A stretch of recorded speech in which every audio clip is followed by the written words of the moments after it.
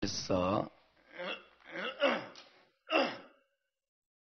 요한일서를 우리가 새롭게 배워가기를 원합니다. 요한일서를 우리가 그동안 읽고 배우고 했습니다마는 그것과는 전혀 다른 차원에서 이제 우리의 눈이 많이 열어졌습니다. 이제 우리가 히브리적인 관점이 많이 열렸기 때문에 요한일서가 얼마나 깊은 책인지, 얼마나 히브리적인 문서인지를 우리가 이제 깨달아갈 수 있게 될 것입니다. 요한일서 1장 5절부터 7절까지만 일단 읽겠습니다.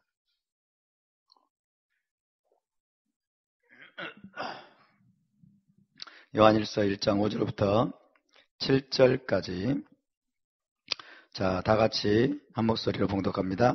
우리가 그에게서 듣고 너에게 전하는 소식이 이것이니 곧 하나님은 빛이시라. 그에게는 어둠이 조금도 없으시다는 것이니라. 만일 우리가 하나님과 사귐이 있다 하고 어둠에 거하면 거짓말을 하고 진리를 행하지 아니함이거니와 그가 빛 가운데 계신 것 같이 우리도 빛 가운데 행하면 우리가 서로 사귐이 있고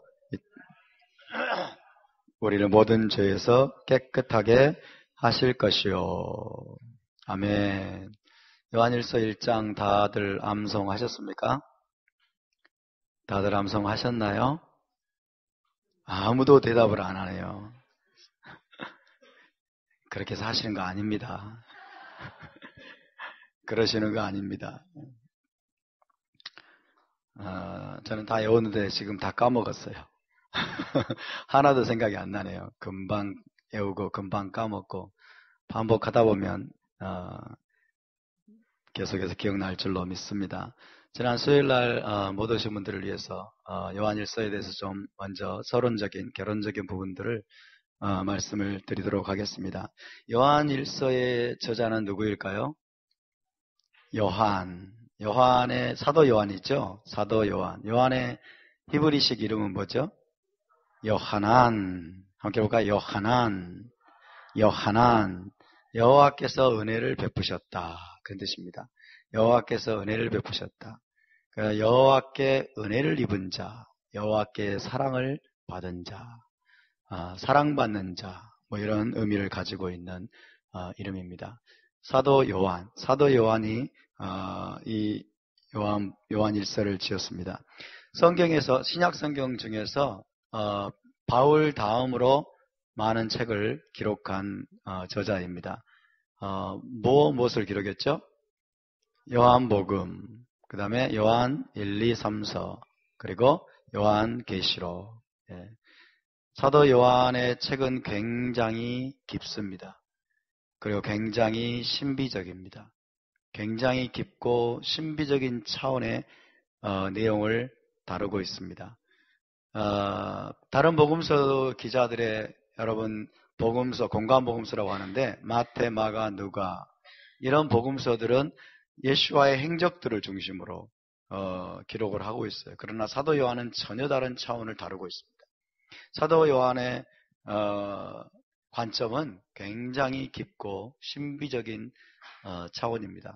그래서 유대 신비주의적인 해석의 전통을 따르고 있어요. 그래서 이것은 쉽게 해석할 수 있는 것이 아닙니다. 히브리적인 안목이 열리지 않으면 전혀 엉뚱한 헬라적인 차원의 영성을 가르치는 것으로 오해할 수가 있습니다.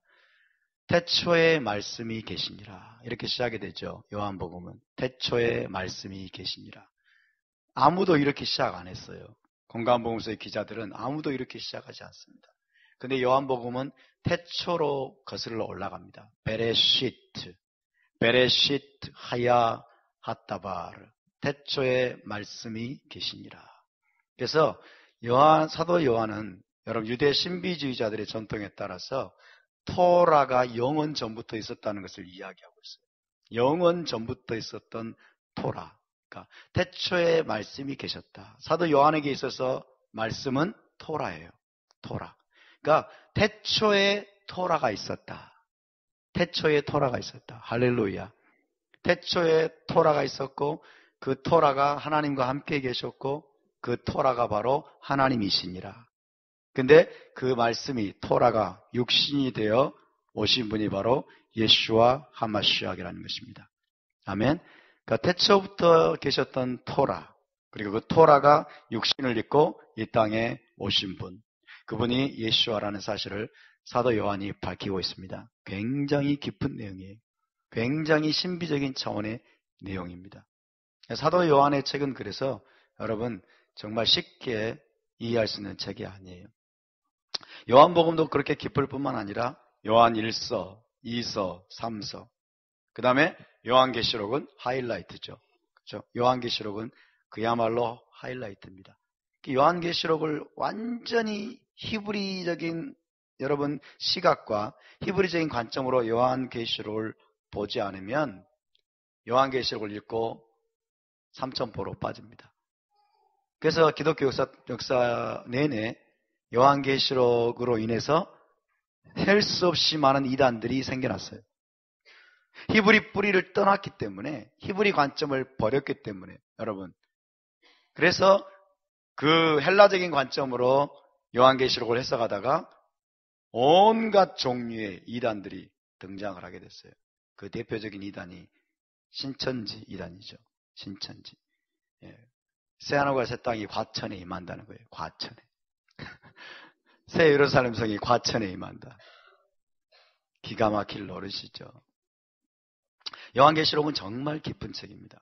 정말 깊은 책인데 우리가 어떻게 하면 이해할 수 있느냐? 사도 요한과 같이 되면 이해할 수 있습니다.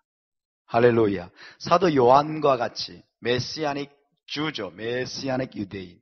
토라를 준행하는 메시아닉, 여러분, 메시아닉 신자, 히브리인들이 되면은, 우리가 히브리 관점으로 우리가 충만하게 되면은 요한계시록을 이해할 수 있습니다. 토라의 뿌리가, 우리가 히브리 유산의 뿌리에 우리가 더 든든하게 접목되면 접목될수록 요한계시록이 점점점 열리게 될 것입니다. 할렐루야. 그래서 그러기 전에는 이런 것들을 절대 이해할 수 없어요. 절대 이해할 수 없어요. 어쨌든 이 사도 요한의 이 글들은 굉장히 깊습니다. 굉장히 신비적인 차원의 내용들이에요. 지극히 히브리적입니다. 지극히 히브리적이에요.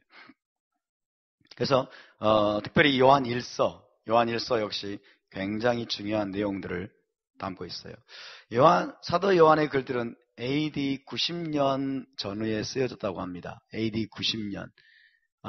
예수께서 AD 30년 여러분쯤에 돌아가셨고 승천하셨고 부활하시고 승천하셨는데 사도 요한은 AD 90년경까지 살아남아가지고 다른 사도들이 전하지 못했던, 다른 사도들이 주지 못했던 놀라운 내용들을 오늘 우리를 위해서 제공하고 있는 것입니다. 다른 사도들은 그때 당시에 다 죽었습니다. 다 죽고 마지막까지 살아남은 사도가 바로 사도 요한입니다. 사도 요한안. 그래서 AD 90년경에는 이제 복음이 이방 세계로 많이 퍼져갔어요. 로마 제국 내 이방인들에게로 복음이 많이 퍼져갔습니다. 로마 제국 내 이방인들에게 복음이 퍼져가는 과정 속에서 엄청나게 심각한 도전들이 생겨났어요. 복음 진리를 왜곡하는 중대한 도전들에 직면하게 됩니다. 수많은 이방인들이 교회 안으로, 메시아 공동체 안으로 들어오게 됩니다. 그러면서 동시에 많은 거짓 선생들, 거짓 선지자들, 거짓 교사들이 일어나서 복음을 왜곡하기 시작합니다. 그래서 정말 복음이 이방화 되어 가면서 엄청난 문제들이 많이 생겨납니다. 그때 당시에 여러분이 아시는 것처럼 이미 반유대주의 그리고 대체신학이 여러분 이제 꿈틀거리기 시작했어요. 이 반유대주의와 대체신학으로 말미암아 결국 복음이 왜곡됩니다. 하나님의 진리가 왜곡됩니다.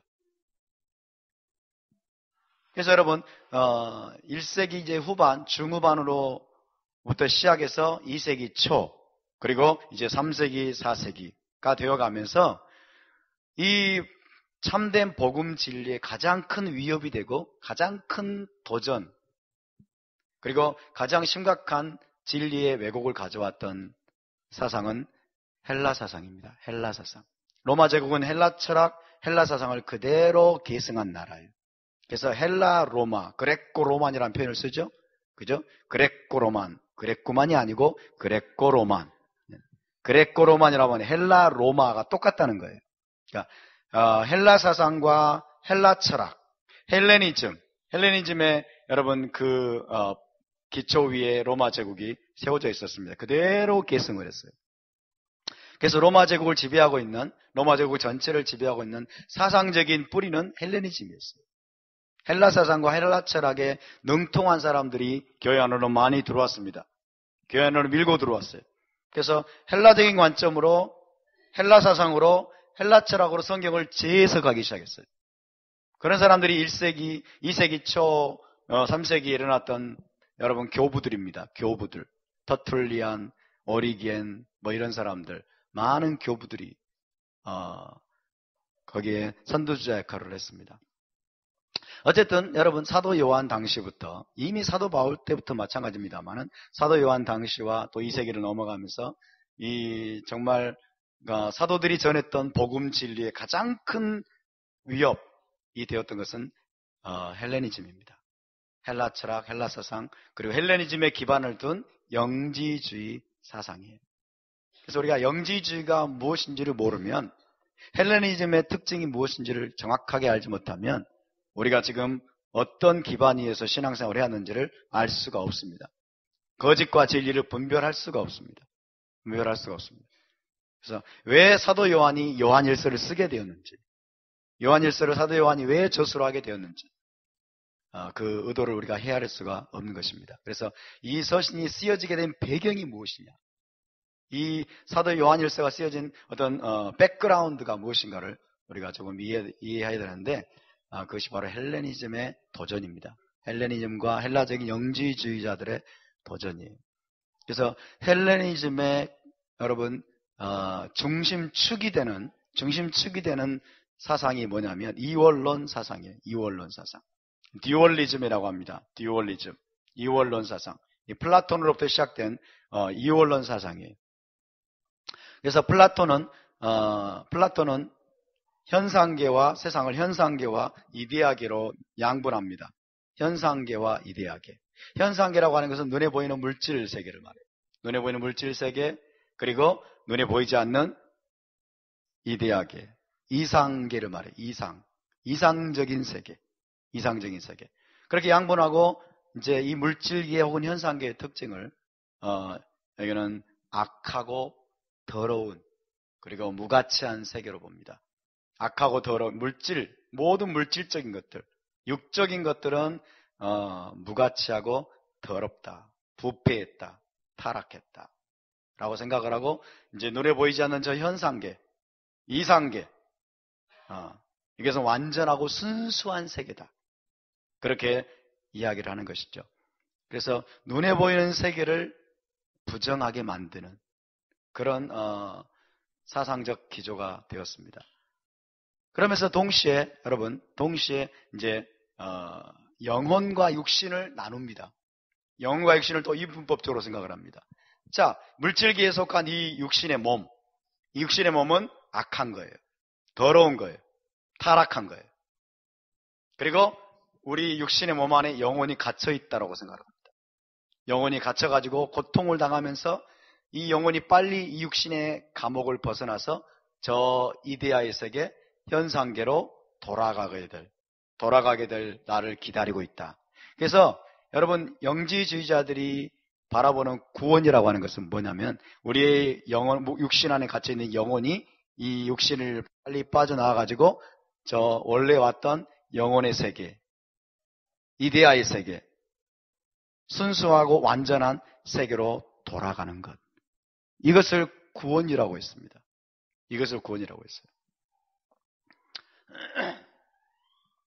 그래서 여러분, 헬라적인 영지주의 사상은, 헬라 철학과 헬라 사상은 기본적으로 이원론 사상인데 물질을 악하게 본다.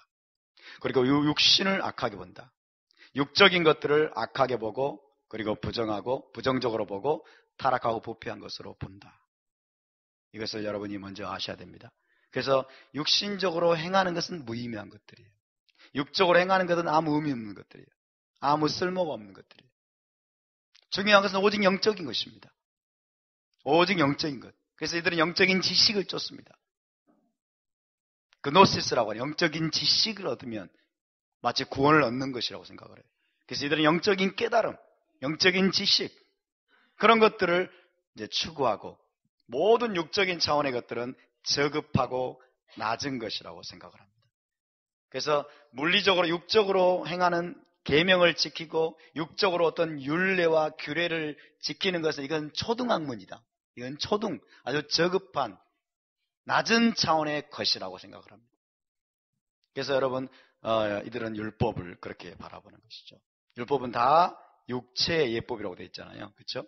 육체가 행하는 예법이라고 생각하기 때문에 이 율법을 지키려고 하는 것은 아주 저급하고 초등학문에 속한 것이고, 이건 아주 어린아이들이나 어린 수준에 있는 자들이나 하는 것이라고 생각을 합니다. 그러나 진짜로 영적인 사람은, 정말 영적인 사람은, spiritual man, 정말 영에 속한 영적인 사람은 늘 금식하고 세상의 더러운 것들을 늘 피해서 산속에서 돌을 닦고 그런 거예요. 막 서너 시간 막 혼자 막 광야에서 기도하고, 그래서 어찌하든지 우리 안에 있는 영을 막 깨우고, 그 다음에 영적인 세계와 막 교통하려고 하고, 그래서 막 공중부양도 막 하고, 이런 것들을 여러분, 헬레니즘은 중요하게 겪고 정말로 가치 있는 것으로 여겼습니다. 여러분, 헬레니즘, 헬라 사상 혹은 헬라적 영지주의가 말하는 완전한 신은, 생각을 해보세요. 그들이 말하는 완전한 신, 순수하고 완전한 신은 그들의 논리입니다. 순수하고 완전한 신은 이 타락하고 이 약하고 부패한 물질계를 지을 수 없다. 창조할 수 없다. 그렇게 생각을 합니다. 이해되십니까? 이해되세요? 생각을 해보세요. 지금 세상은 이 물질계는 악하다니까요. 더럽다니까요. 부패했어요. 그런데 어떻게 완전하고 순수한 신이, 최고의 신이 이 더럽고 악하고 이 부패한 세상을, 물질계를 지을 수 있겠느냐. 그래서 구약에 이 물질계를 지은 여호와는 완전한 신이 아닙니다. 구약에서 물질계를 창조한 여호와는 여러분 완전한 신이 아니라 최고의 신보다 한 단계 떨어지는 핫바리 신이에요. 저급한 낮은 차원의 신입니다. 이해되십니까? 그것이 영지주의자들의 생각이에요. 영지주의자들의 생각입니다. 그래서 구약의 여호와 신을 이들은 어떻게 묘사합니까? 그들은 구약의 여호와는 완전한 신이 아니에요. 완전한 신이 아니고 한 등급 떨어지는 그런 차원의 신으로서 늘 분노한 신이에요. 늘 분노하고 늘 심판이나 하고 늘 화내고 늘 막 다 쓸어버리고 이런 낮은 차원의 신인데, 신약의 예수는 완전하고 순수한 신의 현현으로 봅니다. 왜요? 예수는 자기를 십자가에 못 박아 죽여서 죄에서 구원했다고 그러잖아요. 그렇죠? 신약의 예수는 자기를 희생해서 온 인류를 구원했다고 그렇게 하기 때문에 신약의 예수는 완전하고 순수한 최고의 신의 현현으로 바라보는 거예요. 그래서 이 헬라적인 영지주의자들이 바라보는 신과는 구약의 여호와 하나님과 신약의 예수는 완전히 다릅니다. 완전히 달라요. 이것이 기독교의 뿌리입니다. 정말 죄송하지만 이것이 기독교의 뿌리예요.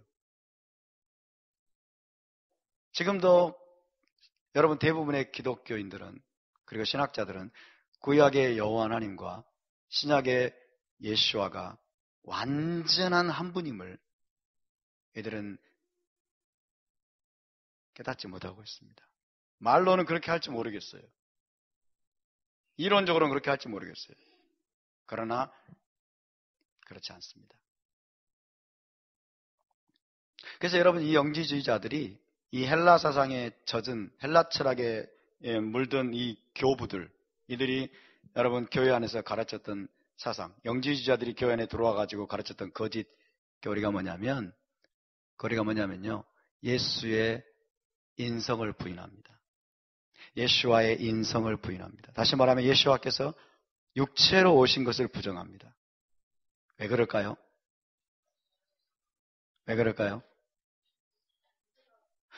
완전하고 순수한 최고의 신이 여러분 이 더러운 육체를 입을 수 없다는 거예요.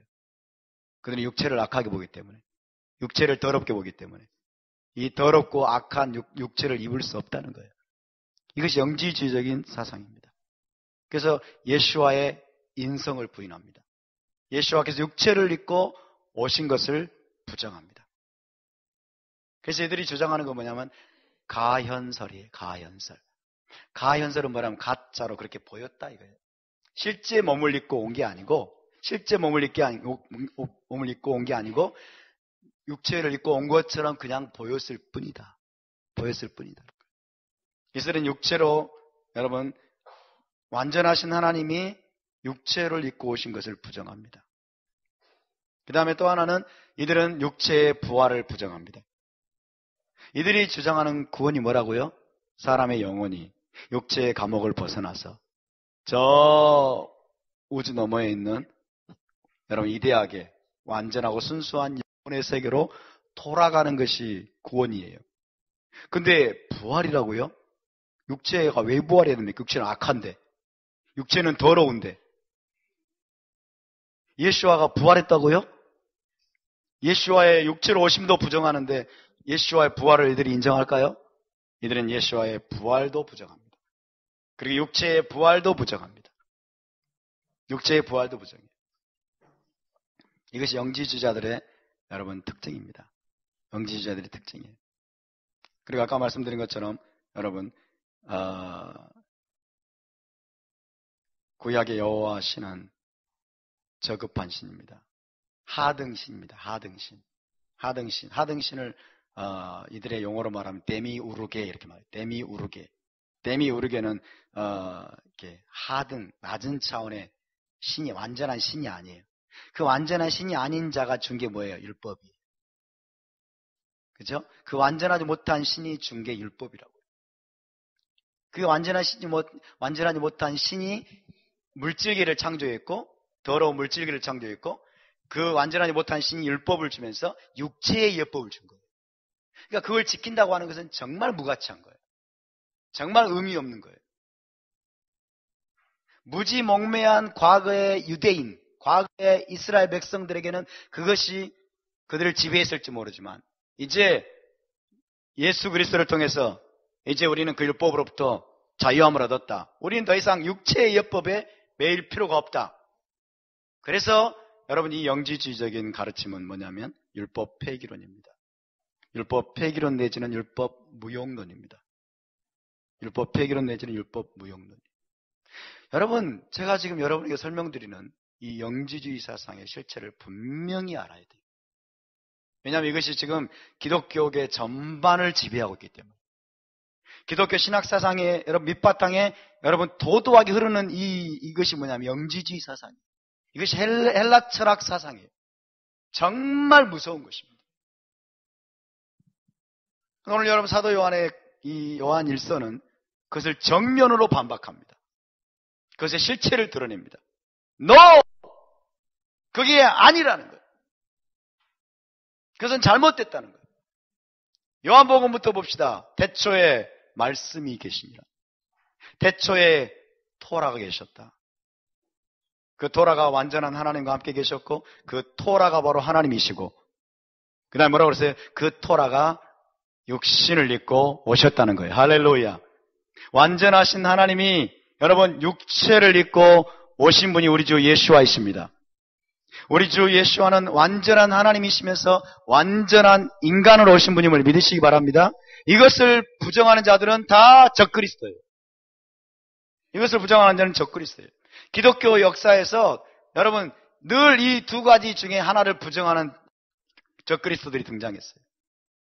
어떤 사람들은 예수는 인간에 불과하다. 신이 아니라는 거예요. 어떤 사람들은 예수는 신일 뿐이지 사람의 몸을 입고 온 것이 아니다. 이 영지주의의 가르침입니다. 영지. 지금 메시안 유대인들 중에서도요.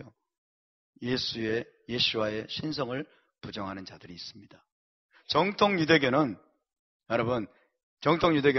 메시아의 신성을 부정합니다. 정통 유대교 영향을 받은 자들이 메시안 유대인들 중에서 예수와의 신성을 부정해요. 예수와의 신성을. 조심해야 됩니다. 예수와의 신성을 부정하는 것도 이단이요. 예수와의 인성을 부정하는 것도 이단입니다. 할렐루야. 우리 주 예수와는 완전하신 하나님의 본체이신 그분이 여러분 사람의 몸을 입고 육신을 입고 이 땅에 오신 우리의 하나님이요 우리의 구원자이심을 믿으시기 바랍니다. 이게 진정한 믿음입니다. 사도 요한은 먼저 그것을 드러내고 있어요. 자, 4장 1절을 봅시다. 4장 1절부터 3절까지 보시면 우리 함께 봉독할까요? 사랑하는 자들아, 영을 다 믿지 말고 오직 영들이 하나님께 속하였나 분별하라. 많은 거짓 선지자가 세상에 나왔습니다. 이로써 너희가 하나님이 영을 알지니 곧 예수와 마시아께서 육체로 오신 것을 시인하는 영마다 하나님께 속한 것이요 예수와를 시인하지 아니하는 영마다 하나님께 속한 것이 아니니 이것이 곧 적그리스도의 영이니라. 오리라 말을 너희가 들었거니와 지금 벌써 세상에 있느니라. 사도 요한 당시에 지금 여러분 로마 제국 교회 안에 들어와 가지고 잘못된 가르침으로 성도들을 미혹하고 있는 그 적그리스도의 세력들이 누구냐면 영지주의자들. 이들은 예수와께서 육체를 입고 오신 것을 부정합니다. 완전한 신은 육체를 입을 수 없다는 거예요. 그래서 인성을 부정합니다. 인성을 부정합니다. 여러분, 예수와께서 육체를 입고 오시지 않았다면 어떤 문제가 발생할까요? 네? 예수와께서 육체를 입고 오신 분이 아니고 그냥 육체를 입은 것처럼 보였다면 어떤 문제가 발생할까요? 네, 크게 이야기해 보세요. 네? 그렇죠. 육체를 입지 않았다면 뭐가 없어요, 안에? 피가 없어요. 피가 없어요. 피가 없으면 십자가에서 제물이 되셔서 우리의 죄를 사할 수 있습니까? 없습니까? 못 사합니다. 피 흘림이 없은즉 죄사함이 없느니라. 모든 죄가 여러분 피로써 사해진 걸 믿으시기 바랍니다. 인류의 죄를, 저와 여러분의 죄를 여러분 십자가에서 사하시려면 그분이 피를 흘리고 죽으셔야 돼요. 그러려면 그분은 반드시 인간이 되셔야만 됩니다. 할렐루야. 우리 주 메시아가 여러분 하나님이 아니시라면, 단순히 인간에 불과하다면 어떤 문제가 발생할까요?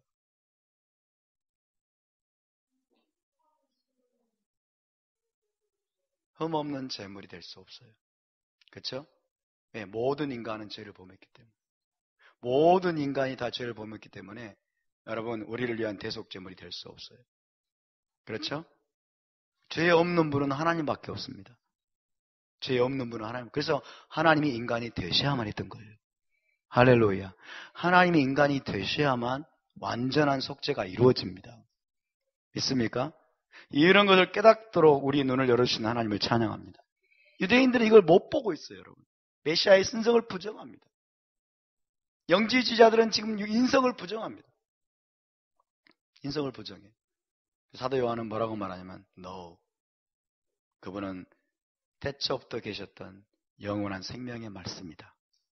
태초부터 계셨던 영원한 생명의 말씀이 토라이고 그 토라를 잠언에서는 지혜라고 말합니다. 아멘. 그 토라를 지혜라고 말합니다. 그분이 바로 하나님이시라고 말합니다. 태초에 말씀이 계시니라. 이 말씀이 하나님과 함께 계셨으니 이 말씀은 곧 뭐라고요? 하나님이시니라. 사도 요한이 물려준 이 신앙을 저와 여러분이 계승할 수 있기를 바랍니다. 태초에 토라가 있었고, 태초에 토라가 하나님과 함께 계셨고, 근데 그 토라는 하나님이시라는 거예요. 할렐루야. 여러분, 우리 주 예수와는 하나님이십니다. 하나님과 완벽한 하나이십니다. 에하드이십니다. 그분이 하나님이세요. 여러분, 그분이 하나님이세요. 하나님보다 낮은 차원의 어떤 저급한 신이 아니에요. 사도 요한이 또 분명히 이렇게 말합니다. 그 영지주의자들에게 4장에서 이렇게 말했고 1장으로 넘어가시면 태초부터 있는 생명의 말씀, 이게 사도 요한의 독특한 표현이에요. 요한복음 1장과 요한일서 1장에만 나오는 사도 요한만의 독특한 표현이에요. 다른 누구도 이런 표현을 사용하지 않았어요. 태초부터 있는 생명의 말씀, 말씀이신 그분이죠. 에 관하여 우리가 들은 바요, 그 다음에 눈으로 본 바요, 자세히 보고 뭐라고 그랬어요? 우리 손으로 만진 바라. 육체를 입고 오셨다는 거예요. 그분은 태초부터 있었던 생명의 말씀인데, 영생의 말씀이신데 웃기지 말아라, 우리가 직접 만졌다는 거예요. 이 생명이 나타내신 바 된지라 그랬어요. 이 영원한 생명을 우리가 보았고 증언하여 너에게 전하노니 이는 아버지와 함께 계시다가 우리에게 나타내신 바 된 이심이라. 우리가 보고 들은 바를 너에게도 전하면 그랬어요. 자, 태초부터 있었던 이 영원한 생명의 말씀이 아버지와 함께 계시다가, 아버지와 함께 계시면 보입니까? 안 보입니까? 그분은 안 보이십니다. 그러나 그분이 육체를 입고 이 땅에 오셨기 때문에 우리가 눈으로 보았고, 그분이 우리에게 하시는 말씀을 귀로 들었고, 직접 그분의 몸을 우리가 만졌다는 거예요. 그분은 분명 육체를 입고 오셨다는 거예요. 그러니까 여러분, 예수와께서, 하나님께서 사람의 육체를 입고 이 땅에 오신 것을 부정하는 헬라 사상, 영지주의 사상은 다 적그리스도적인 사상이라고 사도 베드로, 요한 여기서 밝히고 있습니다. 여러분, 예수와께서 영원한 하나님의 말씀이시고 하나님이심을 믿으시기 바랍니다. 그분이 사람의 몸을 입고 저와 여러분과 똑같은 육체를 입고 이 땅에 오신 분임을 믿으시기 바랍니다. 그분은 육체를 입고 오셨지만 히브리서 기자는 죄는 없으시니라.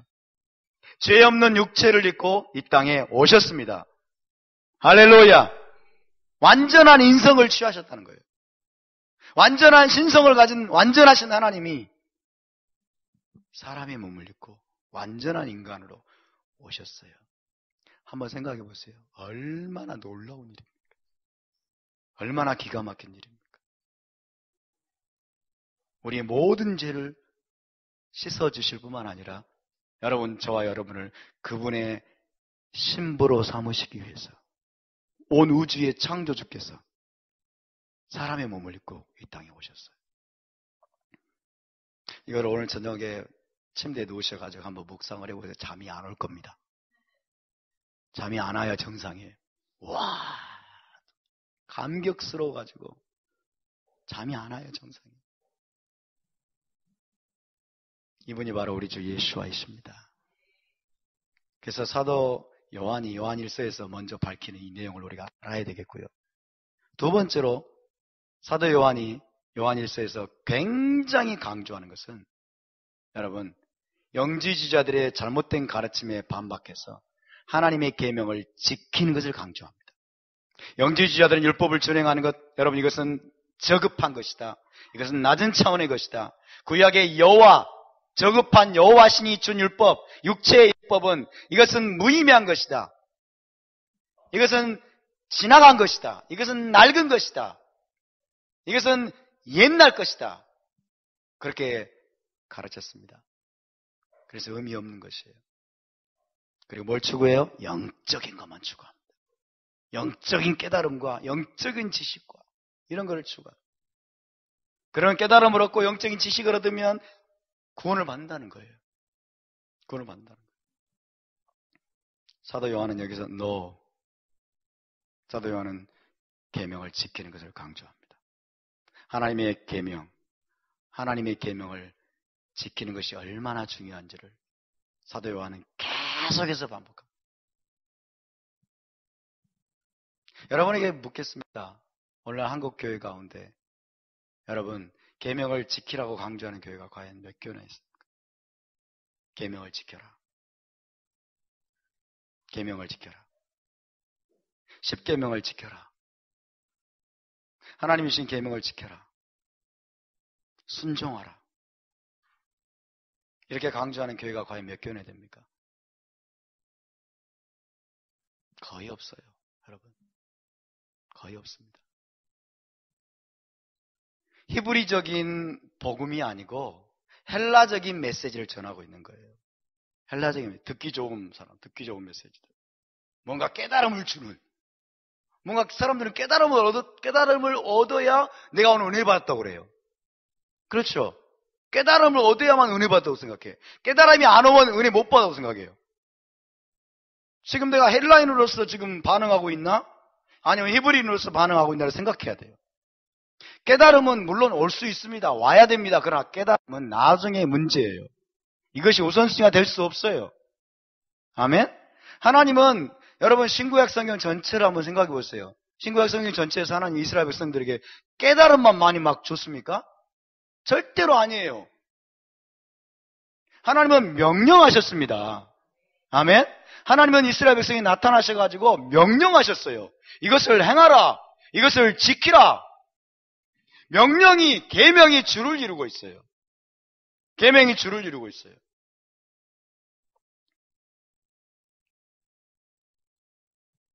사도 요한의 여러분 가르침을 한번 보십시다. 2장으로 갈까요? 2장 3절부터 봅니다. 우리가 그의 계명을 지키면, 따라서 계명을 지키면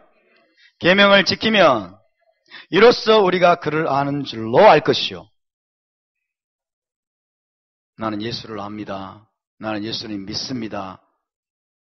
어떻게 알아요? 정말로 예수님을 아는지 어떻게 알아요?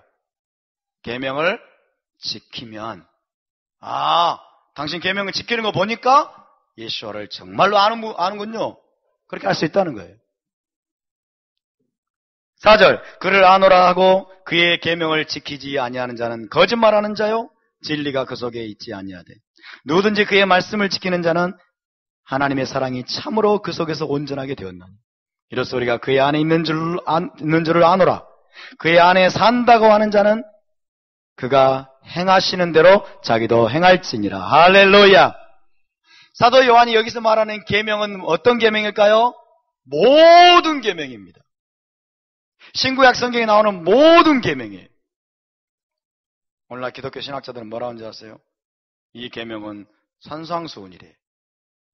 예수 그리스도의 가르침이래. 그리스도의 법이래. 그리스도의 법. 구약의 하나님 여호와께서 주신 율법과 여러분 별개로 그리스도의 법이래요. 지금 그렇게 말하는 여러분 기독교 신학자들은 어떤 행동을 하고 있는 거예요? 구약의 여호와 하나님과 신약의 예수와가 다른 분이라고 지금 인정하고 있는 거예요. 다른 분으로 인식하고 있는 거예요.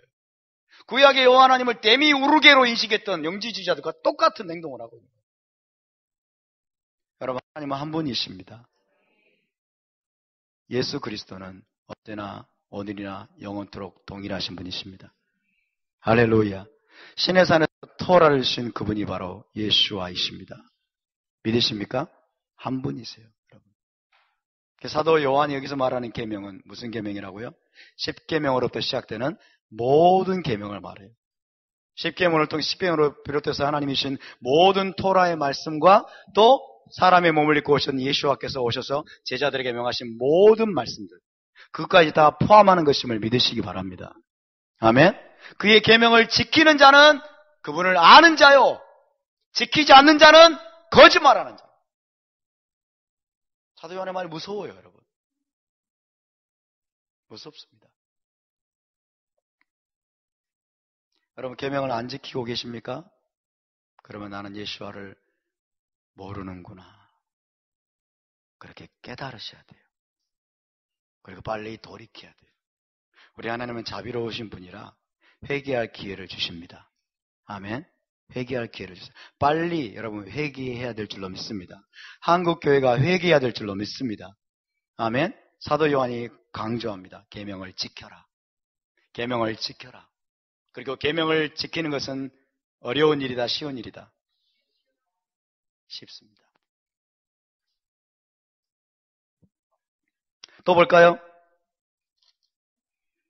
3장 24절 봅시다. 3장 24절. 이게 요한일서 전체를 관통하고 있는 중요한 주제입니다. 계명을 지켜라. 계명에 순종해라. 3장 23절 4절 시작. 그의 계명을 지키는 자는 주 안에 거하고 주는 그의 안에 거하나니 우리에 계신 성령으로 말미암아 그가 우리 안에 거하시는 줄을 우리가 아느니라. 22절부터 보면은 무엇이든지 구하는 바를 그에게서 받나니 21절 사랑하는 자들아 만일 우리 마음이 우리를 책망할 것이 없으면 하나님 앞에 담대함을 얻고 무엇인지 구하는 바를 그에게서 받나니 이는 우리가 그의 계명을 지키고 그의 앞에서 기뻐하시는 것을 행함이라. 그를 향하여 우리의 반응과 담대한 것 이것이니 그의 뜻대로 무엇을 구하면 들으심이라. 가사 멋져요. 근데 그 다음 거는 생략을 해요. 그 다음 거를 생략을 해요. 그의 계명들을 지키고 그의 계명들을 지키고. 그런 노래 처음 들어봤죠? 혜리야, 혜지야. 권사님도 처음 들어보셨어요?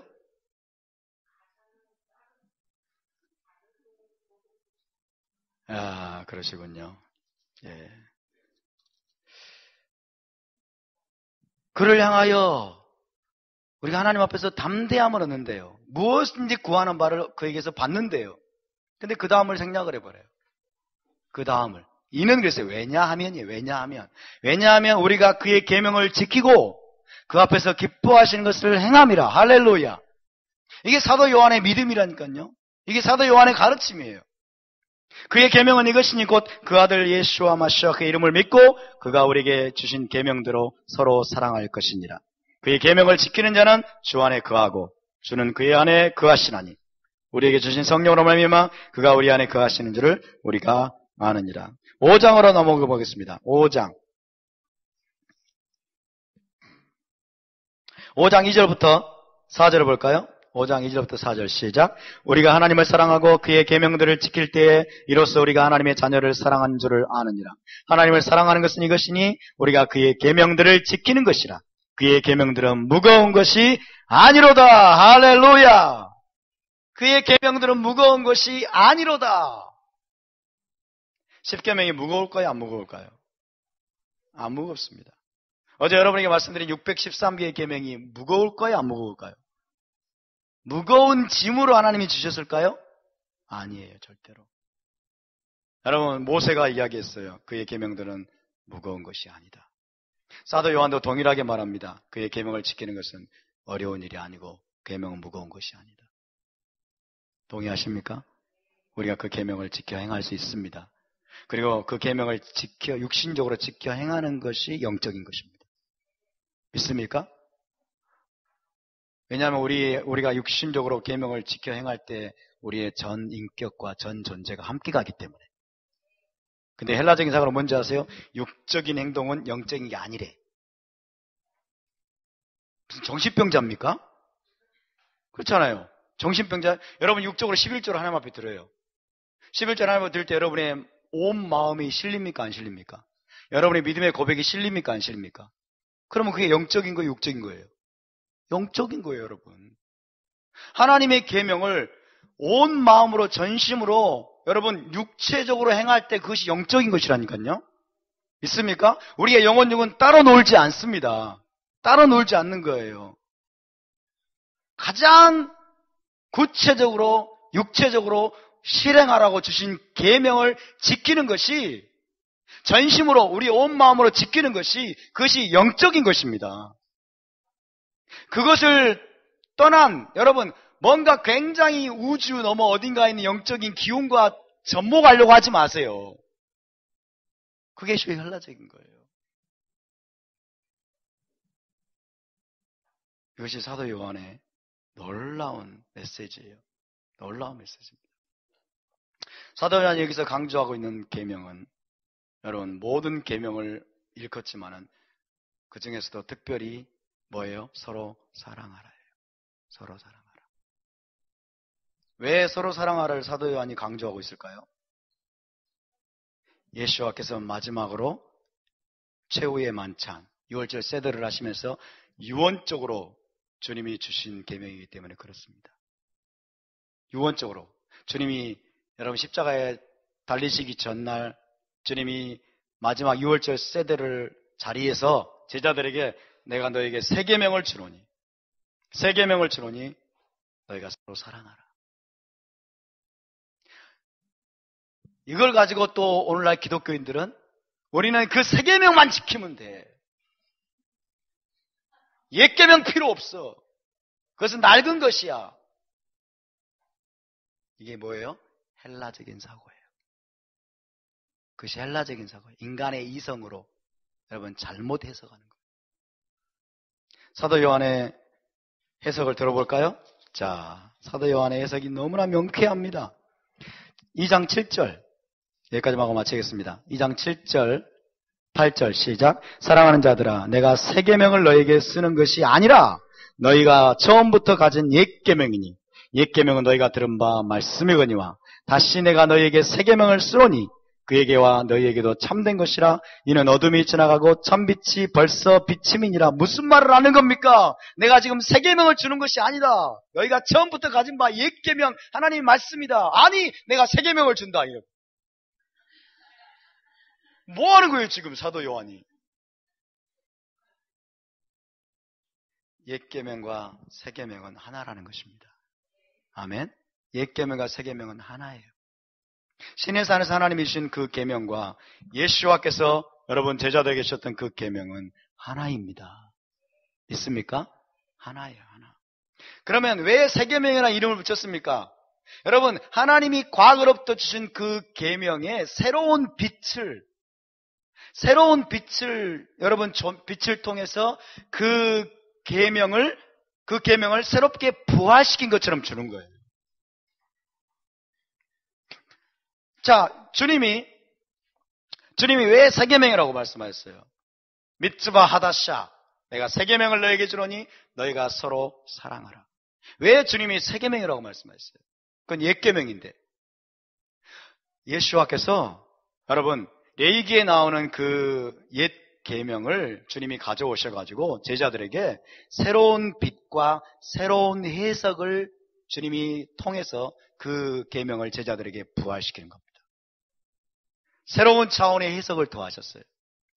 옛 계명은 무엇입니까? 내 이웃을 내 몸과 같이 사랑하라요. 내 이웃을 내 몸과 같이 사랑하라. 근데 우리 주님이 뭐라고 말씀하셨어요? 내가 너희를 사랑한 것 같이 너희도 서로 사랑하라요. 조금 다른 것 같죠? 그죠? 자, 내 이웃을 내 몸과 같이 사랑하라. 이거는 굉장히 중요한 말씀이지만 여러분 자기를 학대하는 사람이 있어요. 자기를 사랑하지 못하는 사람이 있어요. 그죠? 그런 사람들은 내 이웃을 내 몸과 같이 사랑하라. 다른 말로 하면 내 이웃을 내 자신처럼 사랑하라. 이런 말씀이 여러분 잘 그 의미가 그 사람에게서는 왜곡될 수 있어요. 하나님 그런 의미로 주신 게 아닌데. 왜? 자기를 사랑하지 못하니까. 이해되셔요?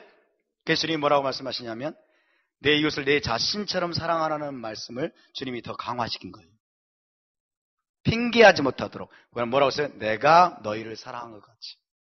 내가 십자가에서 내 생명을 너희를 위해서 내어 주어서 너희를 사랑한 것처럼 내 이웃을 사랑하라는 거예요. 서로 사랑하라는 것입니다. 그러면 거기는 꼼짝 못하죠. 핑계할 수가 없어요. 그래서 새 계명인 것입니다. 옛 계명을 완전히 폐해버리고 주님이 완전히 새로운 차원의 brand new, 완전히 여러분 신빙 계명을 주신 것이 아니라는 거예요. 그래서 사도 요한이 이렇게 이야기하는 거예요. 내가 너에게 새 계명을 쓰는 것이 아니라 너희가 받은 바 옛 계명이니 그것은 너희가 처음부터 받았던 바 말씀이다. 그러나 내가 너에게 새 계명을 또 주노니. 새롭게 사도 요한이 주님으로부터 받아서 새로운 해석과 새로운 빛을 통해서 그 옛 계명을 다시 부활시켜서 준다는 것입니다. 할렐루야. 그것이 여러분 형제를 사랑하라예요. 서로 사랑하라. 서로 사랑하라.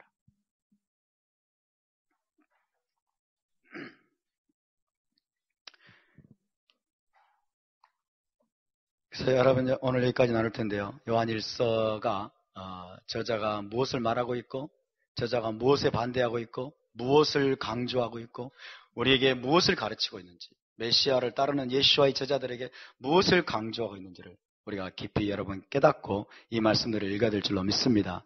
아멘. 여러분 이 공동체가 서로 사랑하는 공동체가 될 수 있기를 바랍니다. 눈에 보이는 바 형제를 사랑하지 않는 자는 눈에 보이지 않는 바 하나님을 사랑할 수 없느니라.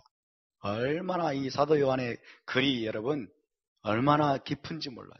때로는 무서워요. 때로는 무서워요. 우리가 하나님의 생명을 받았기 때문에 하나님께로부터 난 자마다 죄를 짓지 못하느니라. 하나님께로 난 자는 만 자마다 죄를 짓지 못한대. 죄를 지을 수 없대요. 저는 과거 이 말을 이해하지를 못했어요. 정말 이해를 못했어요. 어떻게 죄를 안 지을 수 있지? 사도 요한이 무슨 말을 하는 걸까요? 하나님께로부터 난 자마다, 하나님께로 난 자는 하나님의 씨가 그 속에 있기 때문에 죄를 지을 수 없대요. 사도 요한이 그러면 우리가 거듭나는 자라면 죄를 그때부터 하나도 안 짓게 될 것이다 라는 것을 말하는 것일까요? 그런 뜻이 아니에요. 그런 뜻이라면 사도 요한은 스스로 모순된 자예요. 1장에서 뭐라고 그래요? 누구든지 내가 범죄하지 아니었다 말하면 하나님을 거짓말하는 자로 만드는 자니. 그렇게 하고 있잖아요. 그러니까 그런 뜻이 아니에요. 좀 더 연구해 보시기 바랍니다. 묵상해 보시고. 그래서 여러분 한 장 한 장 우리가 이것들을 암송하고 묵상하면서 정말 사도 요한을 통해서 하나님 우리에게 주시는 놀라운 이 보화들을 우리가 캐낼 수 있기를 바라고, 우리가 사도 요한의 그 신앙을 여러분 회복할 수 있기를 바랍니다. 1세기 메시아닉 유대인들, 토라를 준행하는 메시아닉 유대인 사도들의 그 신앙을 우리가 계승해서 여러분 이 마지막 때에 교회를 깨우는 일에 저와 여러분이 쓰임받게 되기를 축복합니다. 할렐루야.